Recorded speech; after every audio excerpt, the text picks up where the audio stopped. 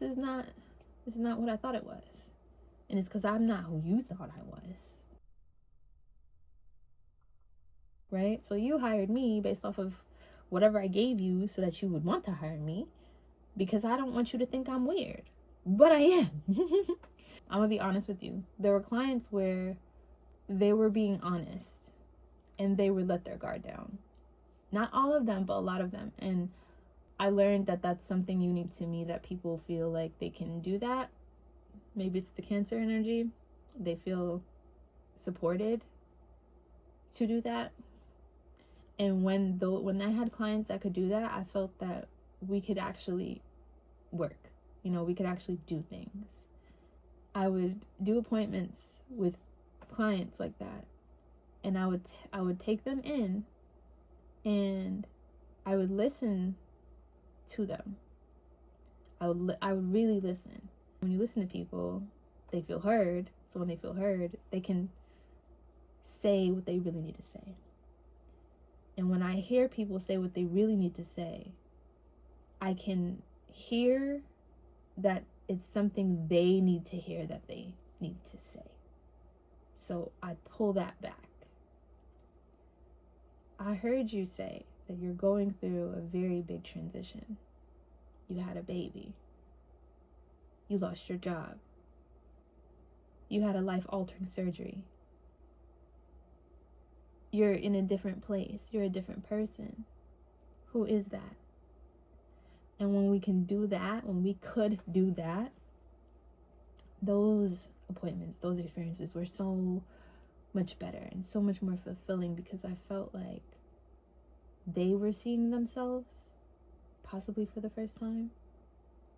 And so what they were wearing didn't matter so much as how it made them feel. And I could support them in that because they were open to that. Clothing literally is a tool. It's something that covers your body to keep you warm, to protect you from elements, and to help you express yourself. So the thing about using clothes to express yourself, the clothes doesn't make you. You make the clothes. And this is true. When people reference Rihanna and like how she wears anything and makes it look good, it's because she makes the clothes. The clothes don't make her. And that's something that people don't realize when they go to clothes to be their armor or to be their cover up or to hide them or to pretend and like, you know, perform with. It's one thing if you are dressing up in costume for stage and Broadway and things like that, but it's a whole other thing if you're doing that for your everyday life. Like that's not a way to live. That's not a way to live. That's how we used to live. We don't gotta live like that anymore. Like right now, I told you it's the 10th. Currently, the South Node is at like 0 degrees Libra, and the North Node is 0 degrees Aries. This is the last of the lesson of releasing people pleasing and of stepping into our like how we really are, our identity. You know, tomorrow the South Node and the North Node are gonna move into 29. I almost said percent. 29 degrees Pisces Virgo. 29 degrees Pisces North Node. That's what we're stepping into. That, after knowing your identity, or like at least knowing that you don't like the identity that you've created and that it was for people and not for you, this Pisces North Node, this transit, this time, this season that we're stepping into is literally to support us in finding the truth about us. And it's finding the truth about us collectively.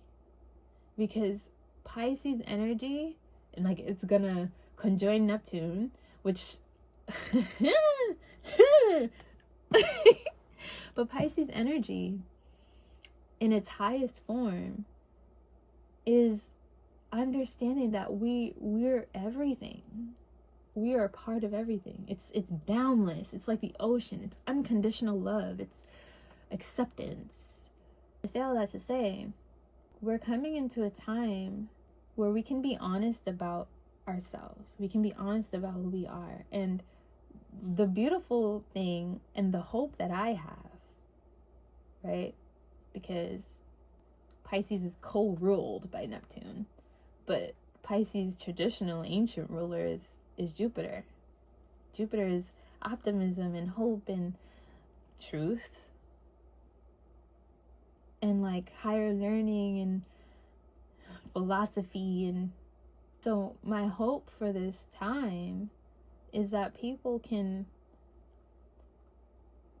not just see the truth in themselves, but accept that the truth in you reflects the truth in me.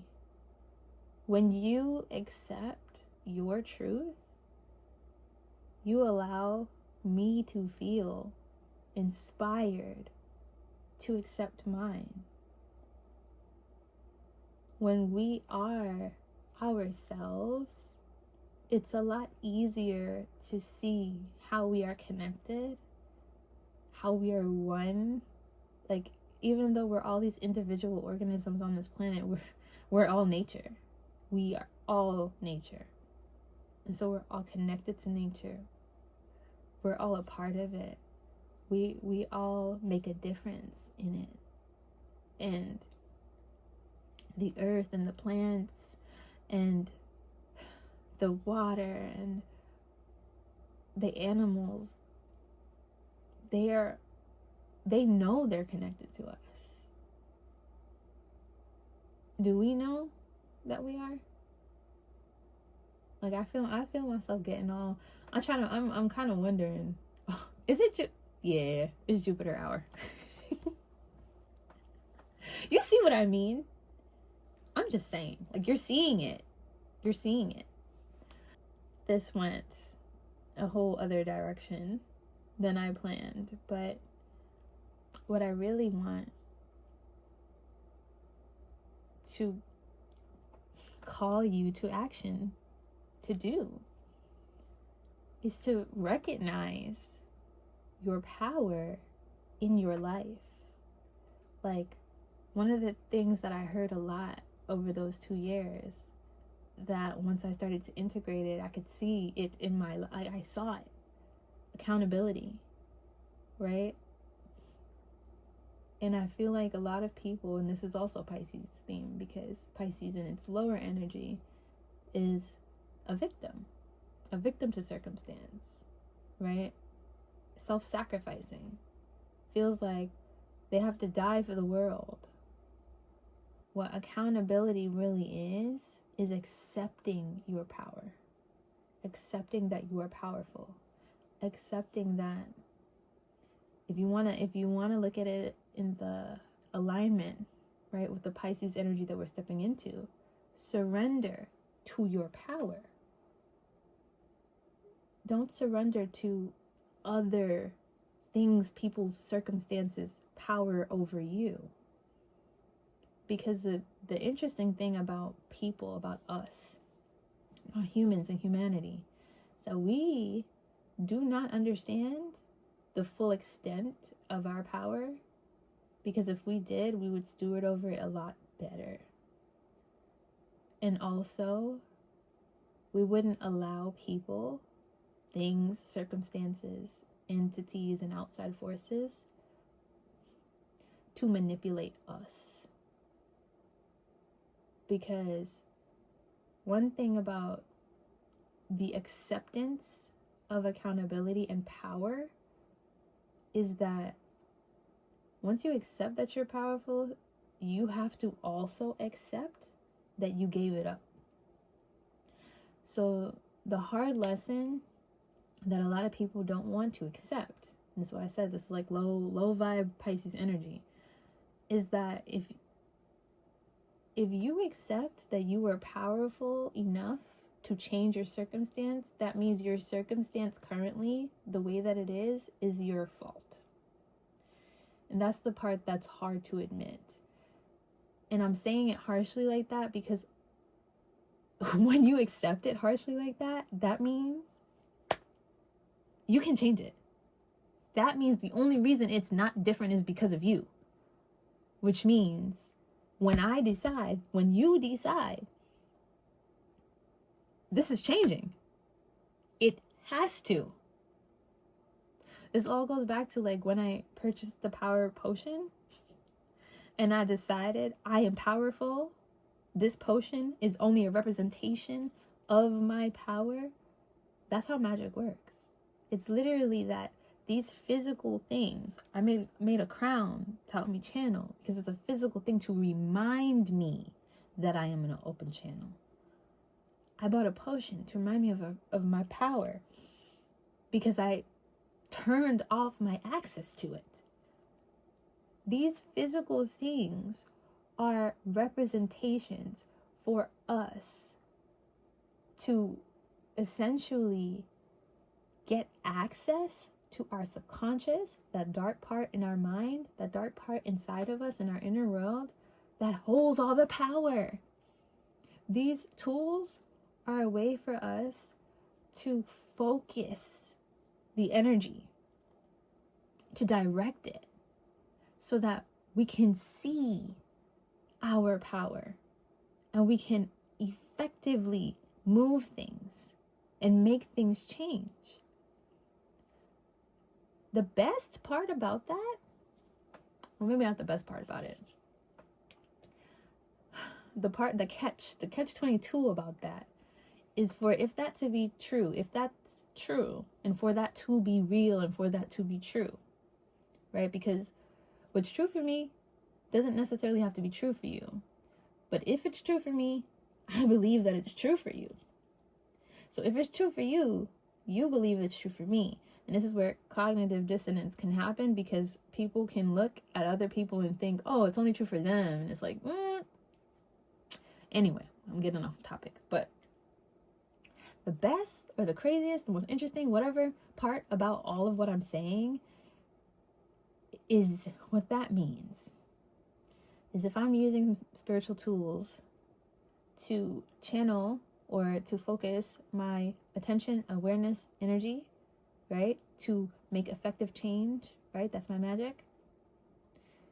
That means that everyone that is not doing that is still doing magic.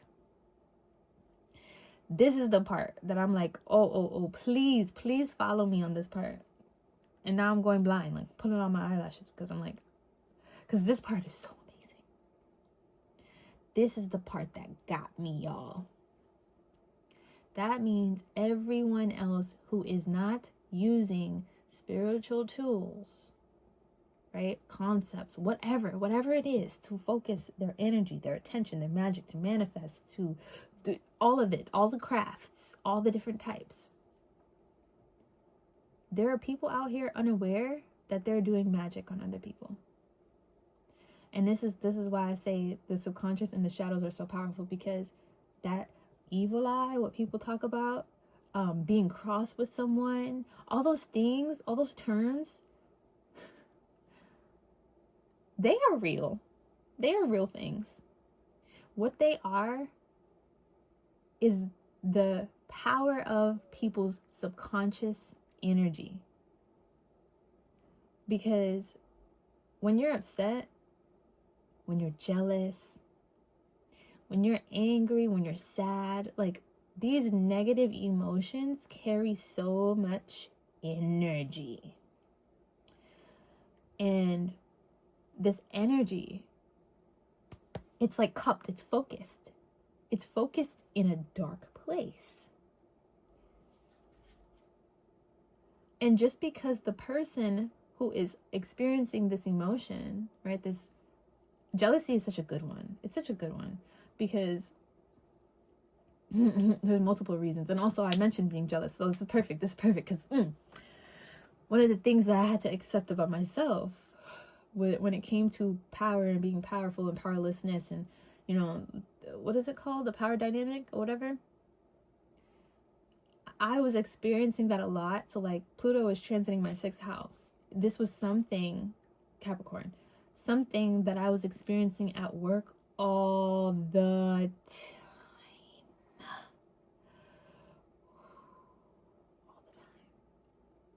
That's a story for another day. Oh, I can't wait to tell that story.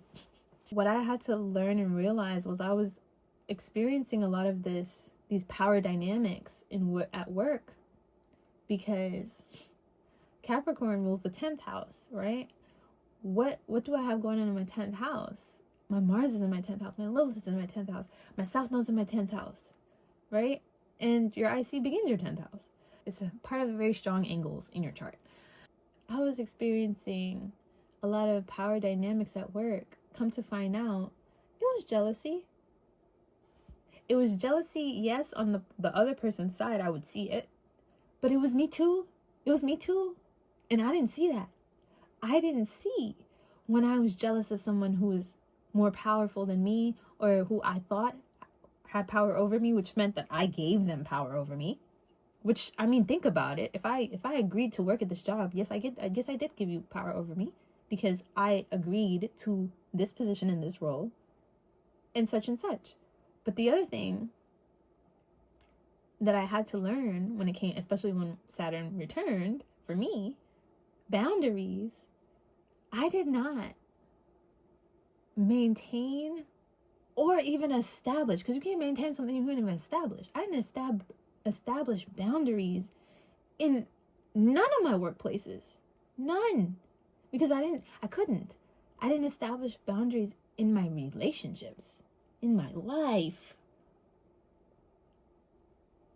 So everything that I was experiencing was happening for me, not to me. It was happening to remind me, hey, girlfriend, Fran, where are your boundaries? Where are your boundaries? You're giving up your power. This is why they're lording over you. This is why you're feeling the pressure.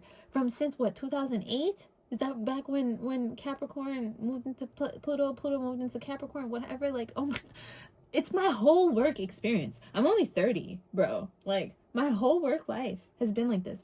And people who have, like millennials, I guess 30-year-olds, is the best way to say it, you probably experienced something similar, at least if you have a Capricorn ruled 6th house. So this is every Leo rising pretty much.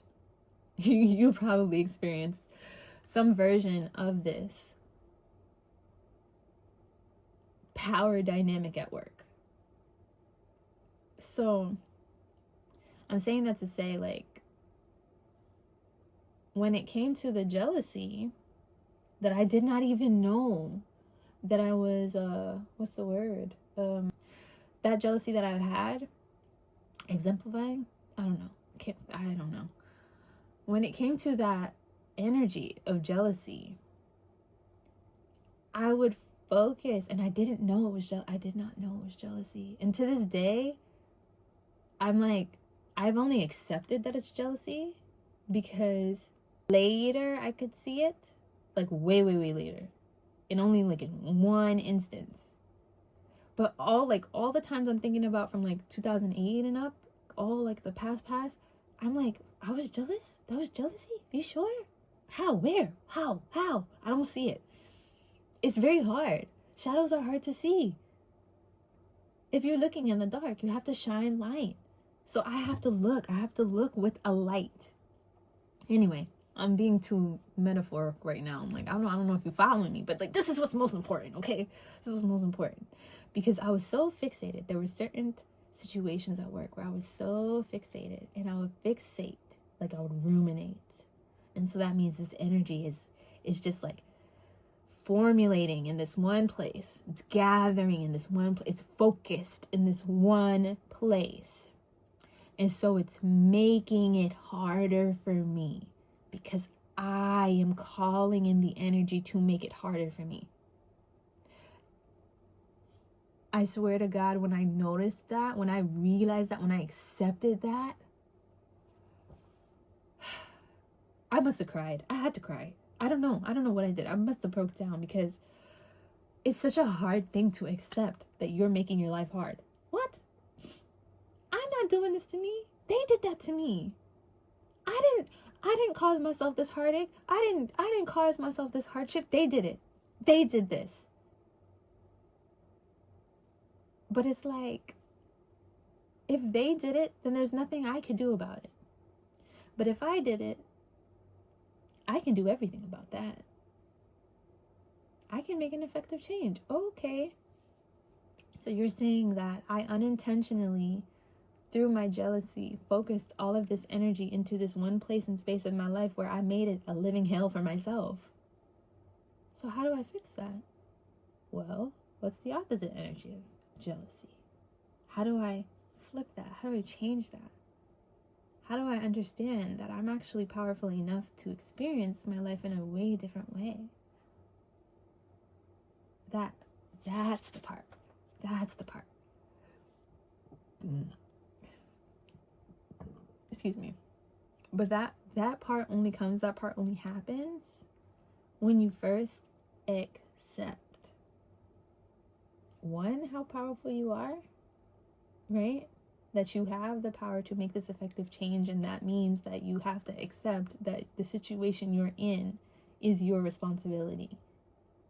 In some way, even in the tiniest little way, you caused it. That doesn't mean you deserve it. So hear the difference there. Just because you caused something doesn't necessarily mean you deserve the outcome that came. It's just cause and effect. You caused the effect. Does it make you a good person or a bad person? No. It's just the effect of the cause. It's a consequence, right? And consequence doesn't necessarily always mean a bad thing. A consequence is the same as an outcome as a result. It's the same. It's all the same thing. It means it's the next possible action. So this is a consequence, outcome, effect, result of you not realizing how powerful you are. And now that you know how powerful you are, you can have a different outcome, effect, result, and consequence. And so pattern recognition, coming back to that, that's how you test your power. That's how you test, oh, I am that powerful. I asked for a purple monkey, and I'm seeing purple monkeys everywhere. Now, to be fair, that's not how it worked for me. When I asked for things, I did not get what I asked for. I'll give you a prime example of that. This is a great time to tell you how child.